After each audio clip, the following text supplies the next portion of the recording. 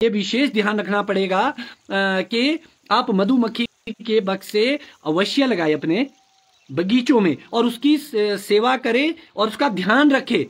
उसका बहुत ही ध्यान रखने की आवश्यकता है, तभी उसका बेनिफिट आप लोगों को मिल पाएगा। क्योंकि जो रॉयल और स्पर हमारे सेब है वो अपने ही फूल में, एक फूल जो होता है उसमें मेल पार्ट और फीमेल पार्ट दोनों होते हैं, मगर जो हमारा सेब है उसमें एक ही फूल से मतलब सेल्फ पॉलिनेशन नहीं होता है, उसके लिए क्रॉस पॉलिनेशन की आवश्यकता पड़ती है।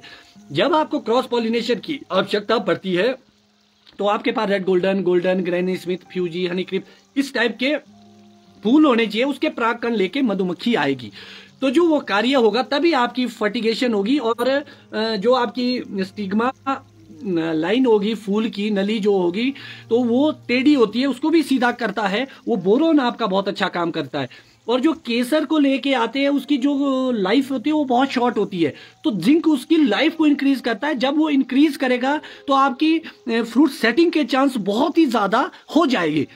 तो आपको यह सुनिश्चित करना होगा कि पॉलिनेशन लगाए। जिसके बगीचे में पॉलिनेशन नहीं है वो गमले लगाए। गमलों में आप एक थैली लीजिए या बोतल लीजिए, खाली जो भी स्प्रे की बची होती है उसके अंदर आप गोल्डन, रेड गोल्डन या ग्रैनी स्मिथ की डंडियां डाल के आप उसको भी लगा सकते हैं अपने पौधे में।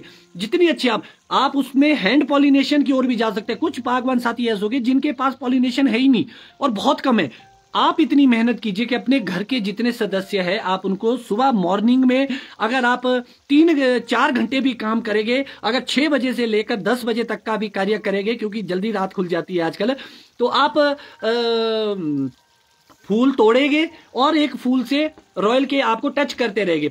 जो आपकी पॉलिनाइजर वैरायटी है, गोल्डन है, रेड गोल्डन है, ग्रैनी स्मिथ है, उससे आप टच करते रहिए। आप खुद सोचिए कि कितने फूल को आप टच करेंगे। जो आप उसको टच करेंगे वो कहीं ना कहीं आपके 100% गारंटी देता है फ्रूट सेटिंग की। इसीलिए आपकी मेहनत पे डिपेंड करता कि आप कितनी अच्छी तरीके से मेहनत करते हैं और क्या क्या एफर्ट्स अपने बगीचे में लगाते हैं। क्योंकि बागवान साथियों यही उपयुक्त समय है जब आप अपने बगीचे में कार्य करेंगे और तो जिसके आपके बेहतर रिजल्ट मिलेंगे, तभी सेब सेटिंग होगी। सेब ऐसे नहीं लगते। और एक और मिथ्या फैली है लोगों के अंदर कि जो पीजीआर है वो सेब चिपकाता है। खासतौर पर जो हमारा कोटखाई का क्षेत्र है, यहाँ इसको चिपकू का नाम दिया गया है। मैं बागवान साथियों आपको क्लियर करना चाहूंगा, कोई भी ऐसी इस दुनिया में दवाई नहीं बनी है जो सेब को चिपकाती है। हाँ, एडवर्स कंडीशन को फेवरेबल बनाती है क्योंकि सेटिंग के चांस ज्यादा हो जाते हैं। आप इस रूप में इसको पहचानिए। फ्रूट सेटिंग के लिए नहीं, मत खरीदिए। क्योंकि बहुत सारे हमारे बागवान साथी आज भी गुमराह हो रहे हैं। दुकानदार उनको बेचता कि इससे सेब सेटिंग होगी, या कोई प्रोग्रेसिव फार्मर या जिससे वो पूछता वो बोलता कि पीजीआर डालिए। पीजीआर से आपकी सेटिंग नहीं होगी। पीजीआर आपके रस्टिंग को कंट्रोल करेगा, फ्रूट लॉन्गेशन को करेगा, सेल डिवीजन का काम करेगा और फ्रॉस्ट पाले को असर को कंट्रोल करेगा। और सेम चीज आप बोरॉन और जिंक में भी कर सकते हैं। अगर आपने जिंक बोरॉन की स्प्रे की है वो भी सेम, बोरॉन भी वही कार्य करता है कि टेम्परेचर को मेंटेन रखता है फूल के अंदर। आप अमेज एक्सेल डालिए, उसके भी बहुत अच्छे रिजल्ट है। ये चीजें हमने खुद ट्रायल की है क्योंकि बहुत सारे कंपनीज के ट्रायल हमारे पास लगते हैं और जो इसके बढ़िया रिजल्ट होते हैं हम उसी को आपसे साझा करते हैं।